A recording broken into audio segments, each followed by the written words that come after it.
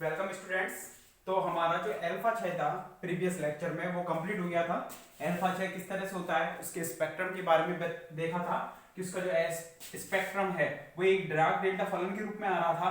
मतलब इस तरह से डार्क डेल्टा फलन अलग अलग आएंगे।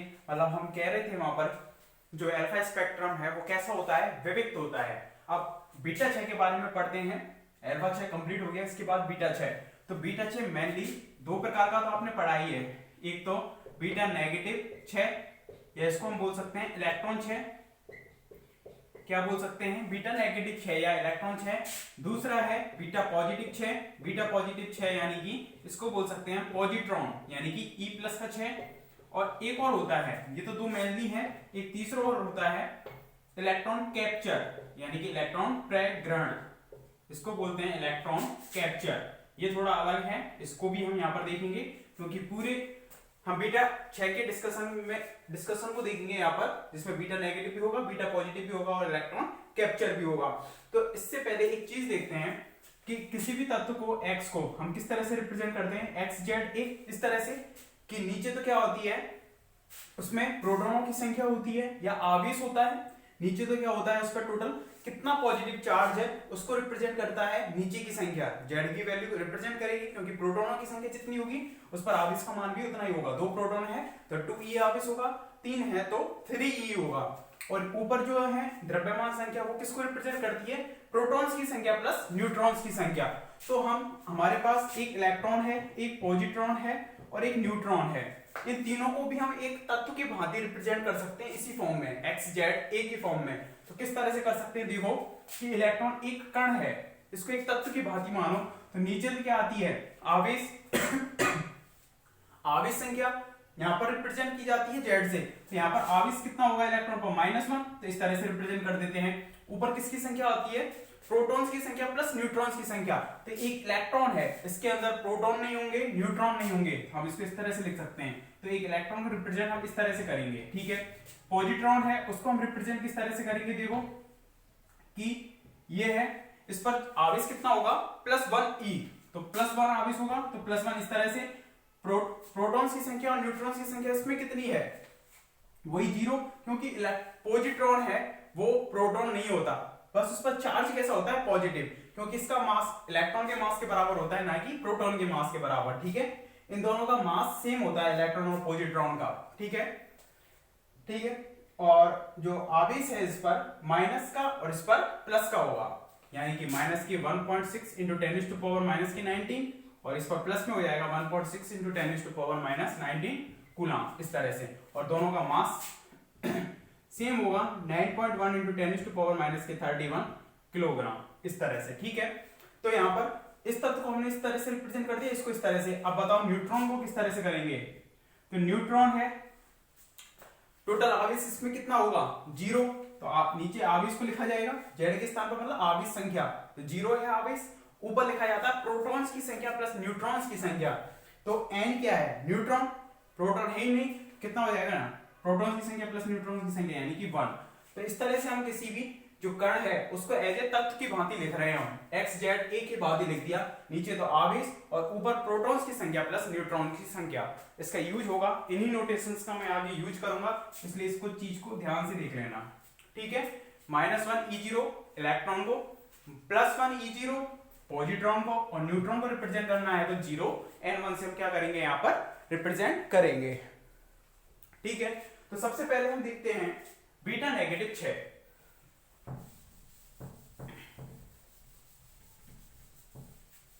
पूरा फोकस इधर करो, अभी कुछ नहीं लिखना है। फर्स्ट हम देख रहे हैं बीटा नेगेटिव के बारे में। तो बीटा नेगेटिव के लिए हमने एक तत्व ले लिया x z a, और लिखना चाहते हैं न्यूट्रॉन्स की संख्या लिख सकते हो, नहीं तो छोड़ भी सकते हो, कोई दिक्कत नहीं है। हमने लिख दिया जैसे न्यूट्रॉन्स की संख्या यहाँ पर उसके पैरों में लिख दी n, न्यूट्रॉन्स की संख्या। अब ये यदि बीटा नेगेटिव यानी कि इलेक्ट्रॉन का क्षय कर रहा है तो इलेक्ट्रॉन को हम किस तरह से लिखेंगे, -1e0 इस तरह से।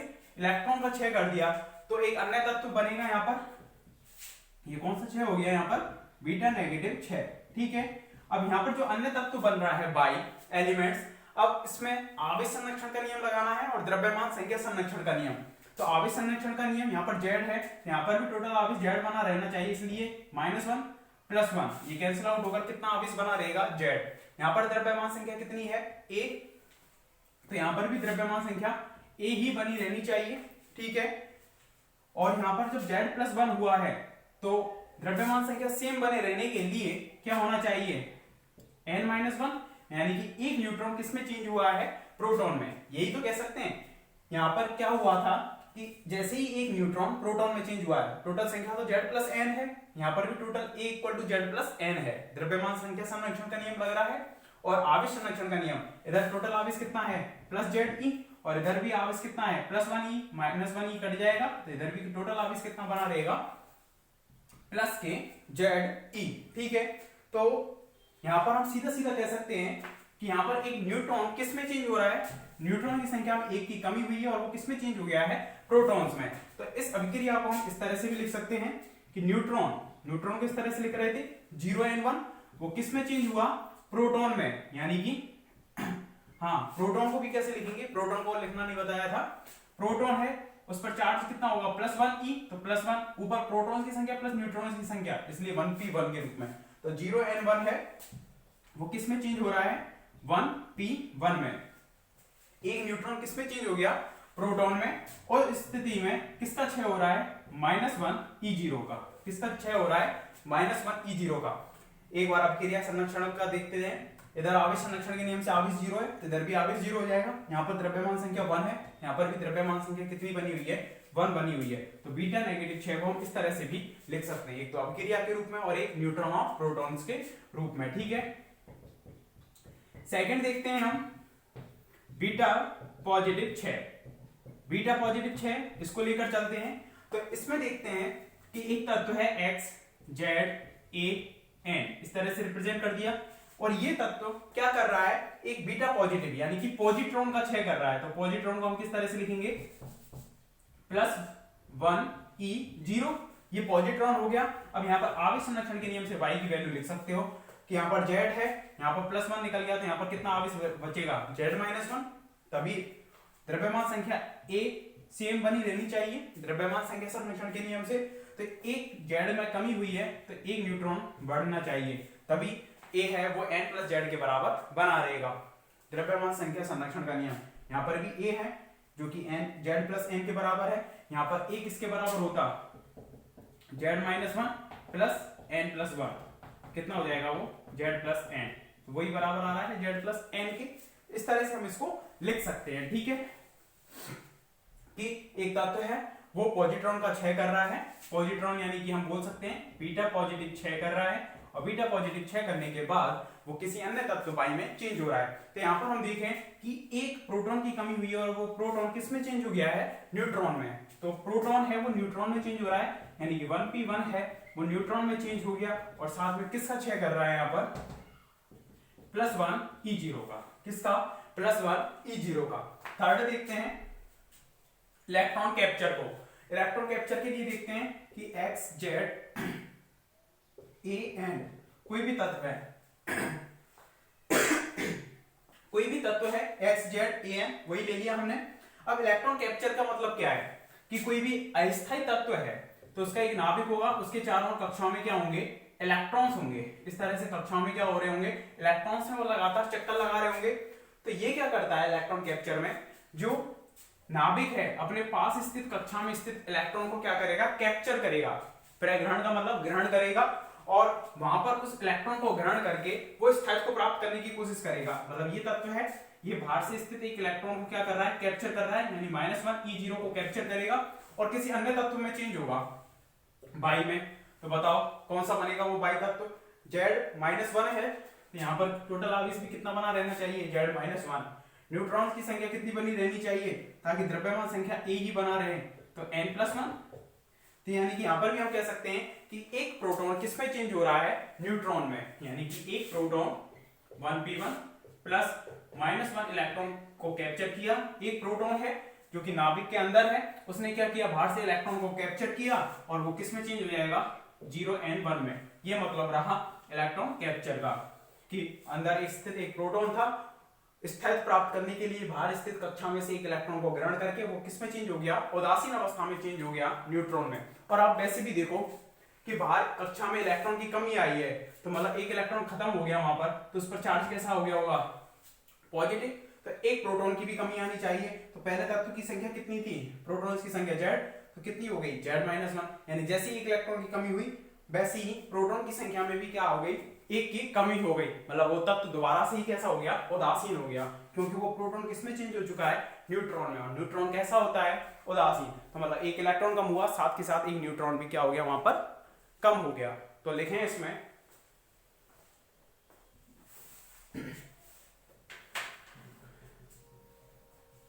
बीटा 6 हेडिंग डालकर उसमें लिखें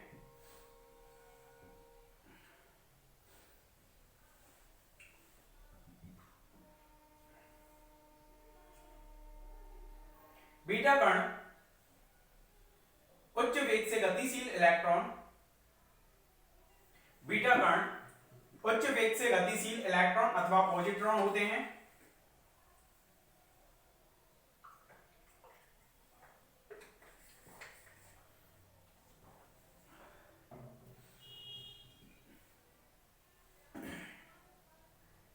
बीटा 6 निम्न 3 प्रकार का होता है, बीटा 6 निम्न 3 प्रकार का होता है। तीनों को लिख दो, तीनों के नामों को 1 2 3 करके, बीटा नेगेटिव, बीटा पॉजिटिव और इलेक्ट्रॉन कैप्चर।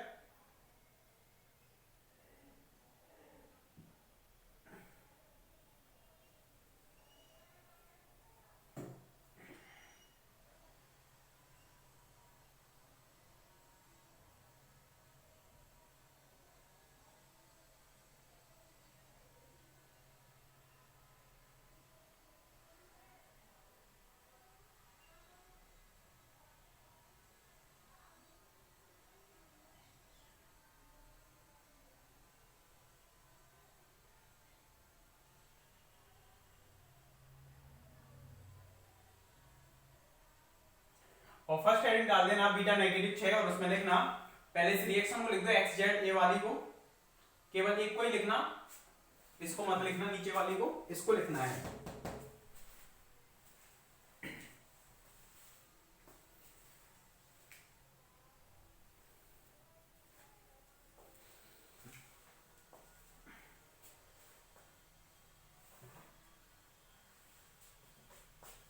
लिखें नाभिक से बीटा कण के उत्सर्जन को, नाभिक से बीटा कण के उत्सर्जन को उपरोक्त नाभिकीय अभिक्रिया के द्वारा व्यक्त किया गया है। नाभिक से बीटा कण के उत्सर्जन को उपरोक्त नाभिकीय अभिक्रिया के द्वारा व्यक्त किया गया है।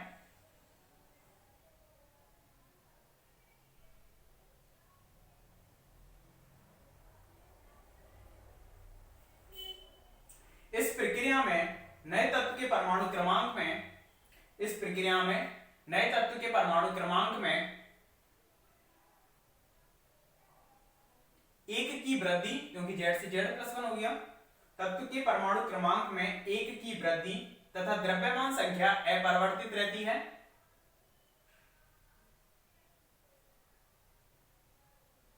द्रव्यमान संख्या अपरिवर्तित रहती है। न्यूट्रॉन की संख्या पहले से एक कम हो जाती है। न्यूट्रॉन की संख्या पहले से एक कम हो जाती है। अतः नए तत्व का स्थान, अतः नए तत्व का स्थान आवर्त सारणी में, नए तत्व का स्थान आवर्त सारणी में एक स्तंभ आगे, आवर्त सारणी में एक स्तंभ आगे खिसक जाता है, एक स्तंभ आगे खिसक जाता है। क्यों? क्योंकि परमाणु क्रमांक Z से Z+1 हो गया, तो आवर्त सारणी में आप बाएं से दाएं ओर की ओर चलोगे, मतलब एक स्तंभ खिसक जाएगा उसका परमाणु क्रमांक बढ़ने की वजह से।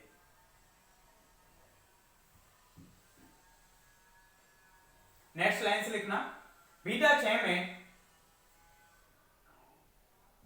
बीटा 6 में एक न्यूट्रॉन प्रोटॉन में परिवर्तित होकर,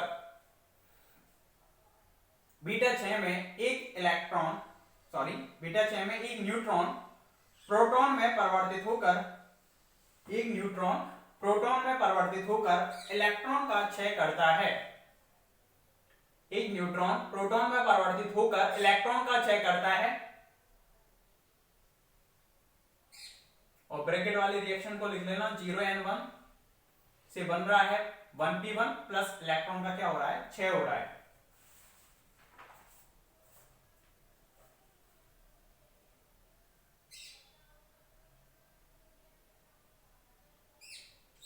सेकेंड हेडिंग डालना है बीटा पॉजिटिव 6 और ब्रैकेट में लिख देना पॉजिट्रॉन E+6। बीटा पॉजिटिव 6 या पॉजिट्रॉन 6 E+6 और लिखना इसमें नाभिक में बीटा पॉजिटिव 6 के उत्सर्जन को निम्न अभिक्रिया के द्वारा व्यक्त किया गया है।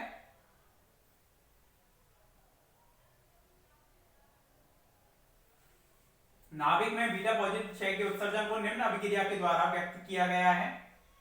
उस रिएक्शन को लिख लो।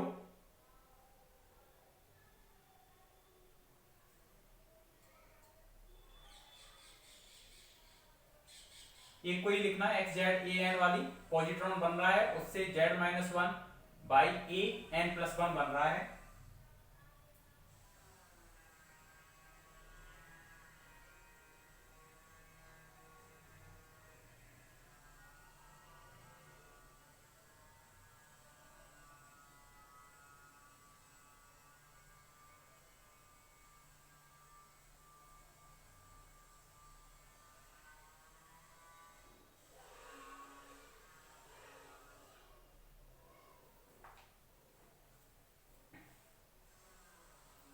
लिखना है इससे आगे, इस अभिक्रिया में बनने वाले नए तत्व का परमाणु क्रमांक 1 कम हो जाता है।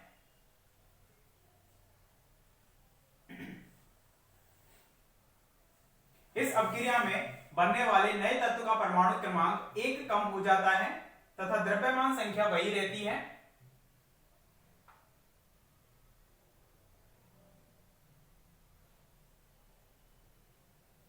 बीटा पॉजिटिव कणों के उत्सर्जन से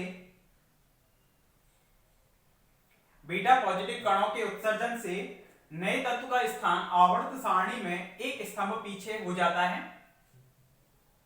बीटा पॉजिटिव कणों के उत्सर्जन से नए तत्व का स्थान आवर्त सारणी में एक स्तंभ पीछे हो जाता है।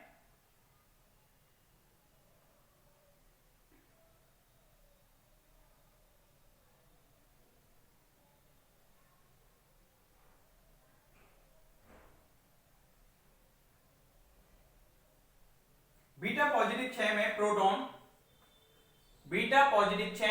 एक प्रोटॉन न्यूट्रॉन में परिवर्तित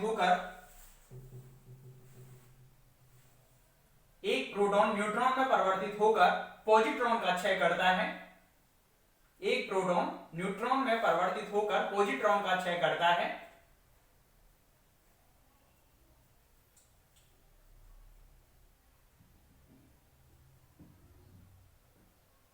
लिख लेना नीचे वाली रिएक्शन को। 1p1 से 0n1 बन रहा है, प्लस में क्या बन रहा है, पॉजिट्रॉन।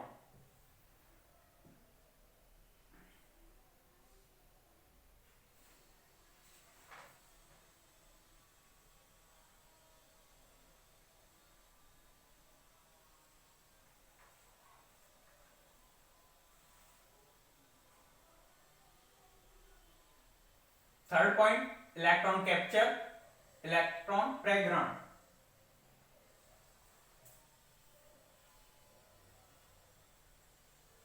इसमें लिखें इलेक्ट्रॉन प्रग्रहण में परमाणु के अंदर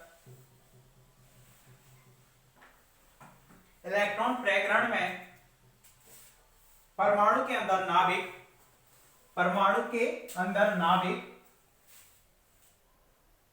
कक्षीय इलेक्ट्रॉन को ग्रहण करके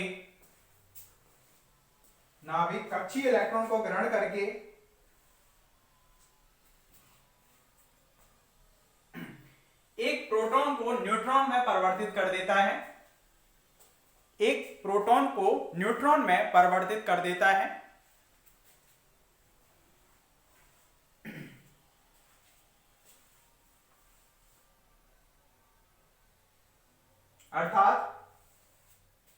अर्थात इस अपक्रिया को लिखो, साथ में इसी को भी लिख दो, दोनों को लिख दो या करके बीच में।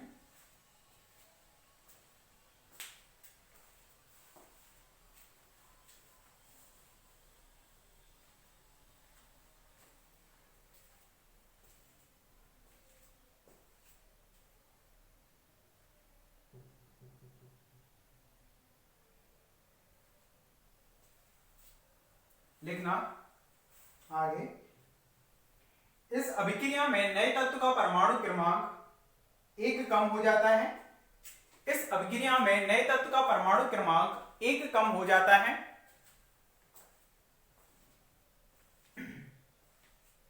तथा द्रव्यमान संख्या अपरिवर्तित रहती है।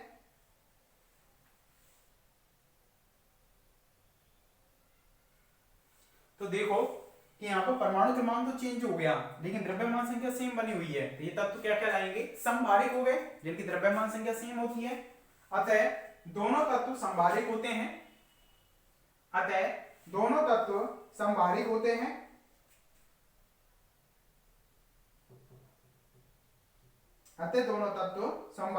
हैं।